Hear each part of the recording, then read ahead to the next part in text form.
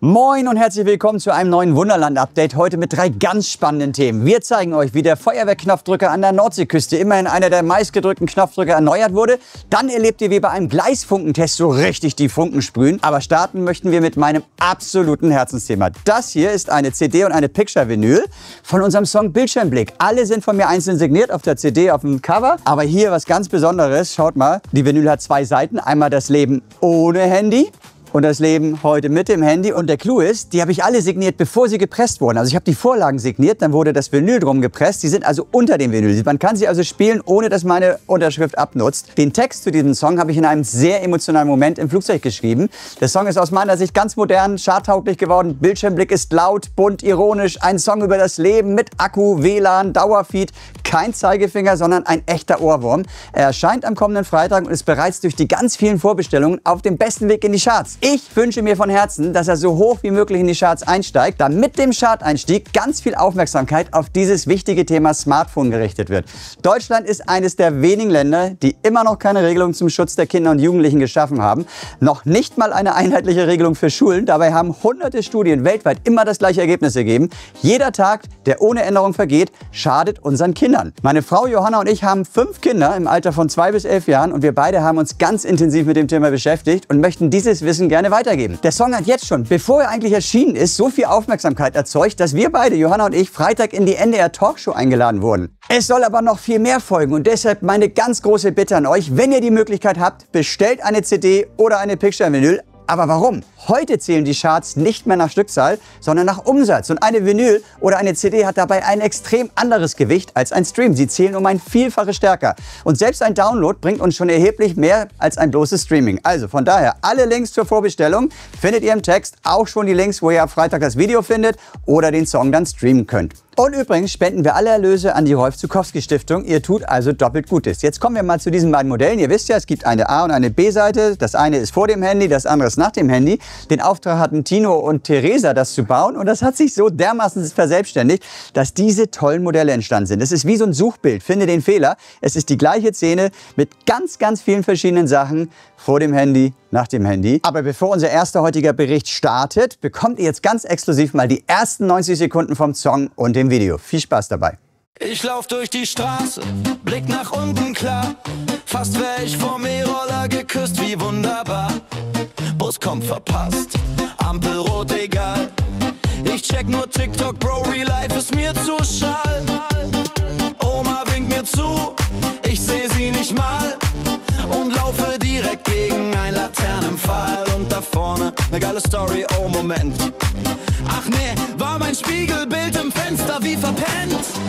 Ich scroll durch mein Leben, verpasse den Tag, meine Freunde im Kreis. Doch jeder starrt ins Glas, wir posten Gefühle mit Filter und Glanz. Doch reden, Digga, keine Chance. Bildschirmblick, ich seh nix mehr, nur noch Akku, WLAN, Bildschirmverkehr. Was verpasse ich? Wer weiß das schon? Mein Hirn macht Backup in der Cloud-Version. Eltern ohne Handy, wie habt ihr das gemacht? War das frei oder finster oder einfach nur nach? Siri ghostet mich, Alexa kein Herz, aber sagt mir täglich, wie schlau sie jetzt wär. Lehrer redet vorne, ich chille im Netz. Mach Hausaufgaben mit ChatGPT, läuft jetzt. Ich lerne in Shorts mit Beats im Ohr und denk mir, früher war es bestimmt nur ein Chor. Mein Kontostand weint, jedes Abo ein Stich. Wär ich handylos, wär ich reich, theoretisch. Doch dann fehlt mein Body, mein Algorithmus King und die Memes, die mir täglich den Weltuntergang bringen. Es soll eine Picture-Vinyl geben und da mussten wir natürlich erst einmal überlegen, was kommt auf die Bilder drauf. Haben so kleine Ausschnitte gebaut, was ihr hier vorne seht. Dieses kleine Eckchen, genauso wie da, das waren die ersten kleinen Dioramen, die wir für die Picture-Vinyl gebaut haben. Das Thema hat uns so viel Spaß gemacht und Freddy wollte das ganz gerne noch vergrößern, dass wir die Platte auf 60 auf 60 gemacht haben. Nee, 70 auf 70.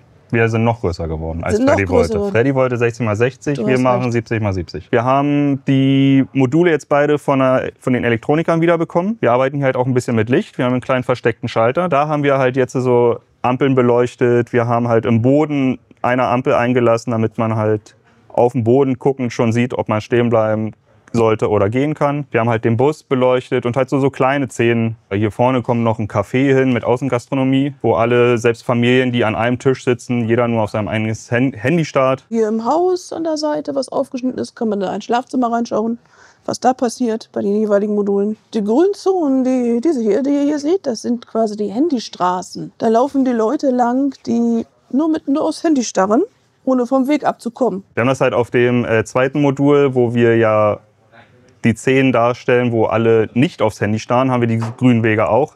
Die sind dann halt für Skateboards oder für Scooter, für solche Wege dann. Da kommen jetzt noch Bäume drauf, Bushaltestellen drauf, ganz viele Menschen, die ich umgebaut habe, die ein Handy in der Hand haben, gefühlt Trillionen.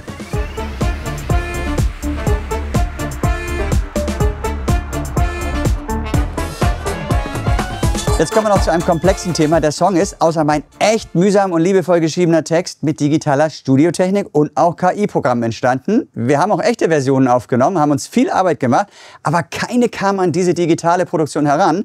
Und weil uns das Thema einfach wichtiger ist als die Entstehungsart, haben wir uns am Ende entschieden, diese digitale Version zu veröffentlichen. Uns ist bewusst, wie gesagt, es ist komplex, aber wenn am Ende KI gebraucht wird, um Menschen wieder zum Nachdenken zu bringen, dann soll es in diesem Fall einfach mal so sein. Und am Ende könnte es ja sogar zeigen, dass KI nicht an sich das Problem ist, sondern wie wir sie nutzen, was wir daraus machen. Und das war ähnlich beim Video. Wir haben es ja immerhin echt gebaut. Die Figuren, die Szenen, ist alles echt gebaut worden. Es ist schön fotografiert worden. Und Hermann hat daraus mit KI ein ganz besonderes Video gemacht. Er hat am Anfang auch gehadert, KI ist nicht so sein Ding. Aber wenn man es geschickt miteinander nutzt, nichts Böses vorhat, kann was Schönes daraus werden. Wir haben schon so vor einigen Monaten mal erste Tests versucht. Als wir das neue Bistro in Betrieb genommen haben, sollten so ein paar Werbevideos, kleine Unterhaltungsclips generiert werden. Da gab es zum Beispiel auch virale Videos auf TikTok und Co. mit so kleinen Miniaturfiguren und Essen. Das haben wir auch probiert. Und die Ergebnisse...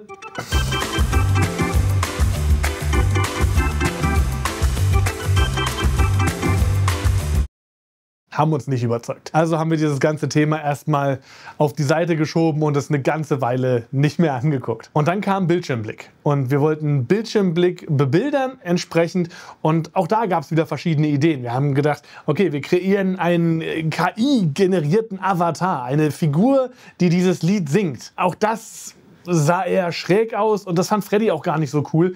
Deswegen haben wir auch die Idee dann über Bord geworfen. Aber es war eine Idee, die wir immer schon hatten und die wir uns eigentlich auch gewünscht hatten, dass wir das mit dieser neuen Technologie einfacher umsetzen können. Und das ist nämlich, unsere kleinen Figuren, unsere Szenen, unsere Anlage in Bewegung zu setzen. Ich habe ein paar Fotos gemacht von der Anlage und habe die Figuren dann versucht zu bewegen. Und naja, auch da waren die Ergebnisse wieder so minder überzeugend, sagen wir mal. Dann ist aber was anderes passiert.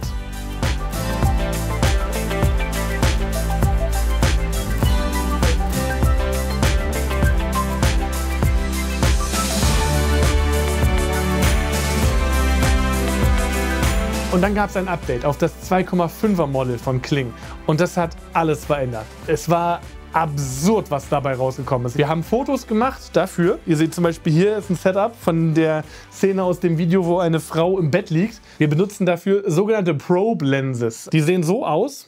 Wir nennen sie auch liebevoll den Schnorchel.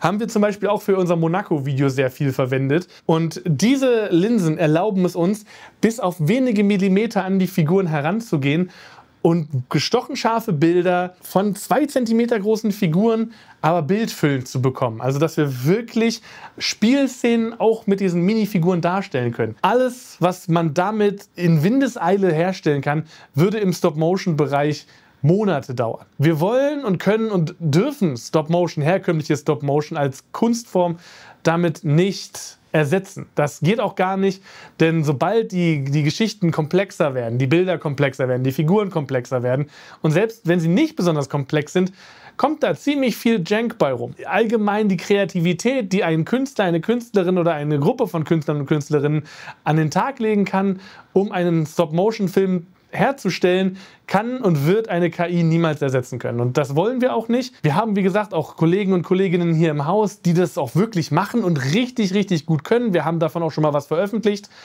Und außerdem hier, ne?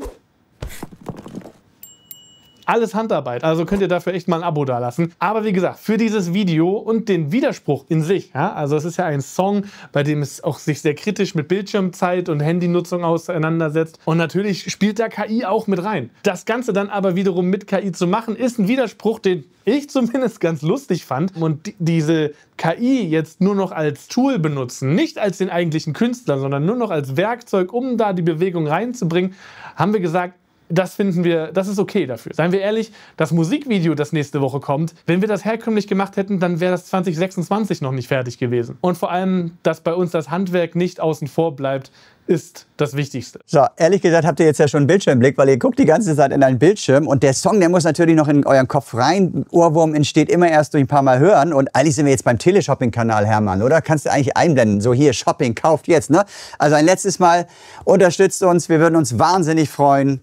Also jede Vorbestellung hilft uns, in die Charts zu kommen. Je höher wir einsteigen, desto mehr wird dieses Thema wirklich ein Thema. Jetzt aber genug mit Bildschirmblick. Jetzt kommt es zu einem ganz anderen spannenden Thema. Feuerwehr. Das ist schon immer ein wichtiges Thema gewesen, vor allem auch für Kinder. Und wir haben ein kleines Feuerwehrauto seit 2002, also seit über 20 Jahren, in unserem Ende unseres Hamburgs-Abschnitts kurz vor der dänischen Grenze, Nordostseeküste stehen. Und da kann man per Knopfdruck die einzelnen Sachen steuern. Blaulicht an und aus. Und das ist wirklich das meistgedrückteste Knöpfchen im Wunderland. Und irgendwann war das mal kaputt. Und deswegen hat sich ein Team aus vielen Leuten des Wunderlandes überlegt, wie können wir es neu bauen, hat es fertiggestellt und am besten erklärt euch Nina, wie schön es geworden ist. Wie ihr vor ein paar Wochen in einem Video bei uns schon mal gesehen habt, ist das Feuerwehrfahrzeug eines der meisten gedrückten Knöpfe bei uns im Wunderland und in der Anlage. Wir haben da ein Tableau mit 18 Knöpfen und das sieht mittlerweile einfach nicht mehr gut aus. Dementsprechend haben wir uns entschieden, auch das Feuerwehrfahrzeug neu zu machen. Wir haben das ganze Fahrzeug einmal neu gebaut, neu beleuchtet. Das hat Philipp aus dem K-System für uns gemacht. Und wir in der Technik haben uns entschieden, das Tableau jetzt einmal neu zu machen. Und dafür hatte Joshua auch eine super Idee und hat uns das Tableau einmal gebaut. Und früher hatten wir die ganzen Knöpfe einzeln und da jeweils eine rote LED daneben, um anzuzeigen, ob der Knopf vom Gas gedrückt wird oder nicht, damit man eine optische Rückmeldung hat. Und jetzt haben wir uns dazu entschieden, einzelne Symbole zu beleuchten und dadurch diese optische Rückmeldung zu haben. Bedeutet, dass wenn man zum Beispiel das Abblendlicht hat, dass dann sozusagen das Symbol, was man im echten Fahrzeug auch für das Abblendlicht hat, dass das dann dementsprechend leuchtet. Genauso wie zum Beispiel beim Blinker, dass dann der Blinker blinkt und genau, und das sieht man dann, das Ganze dann auch am Fahrzeug.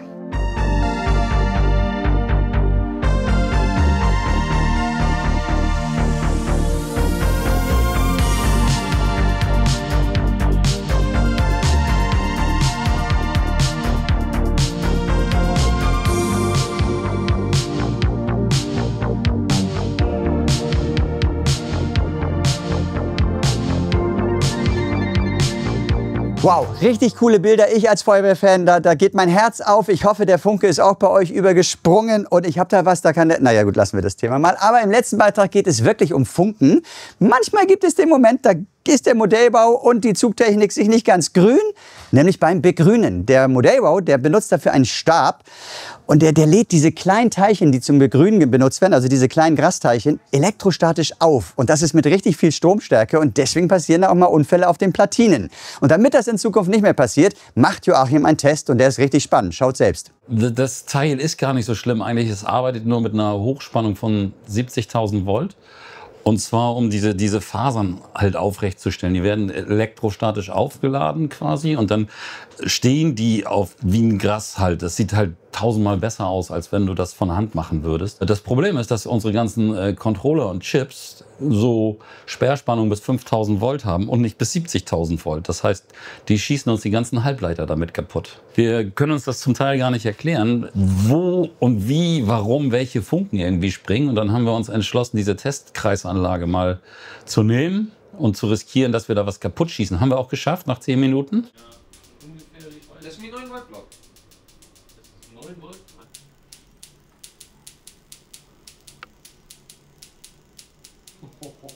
Wenn ich da länger drauf halte, verschweißt sich das dann? Nein. Nee, das ist Energie nicht. Aber guck mal, selbst die Maskenklemme da. Ja, guck mal oben. Oh, an dem Kabel drauf. Guck mal. Hier oben an dem Kabel.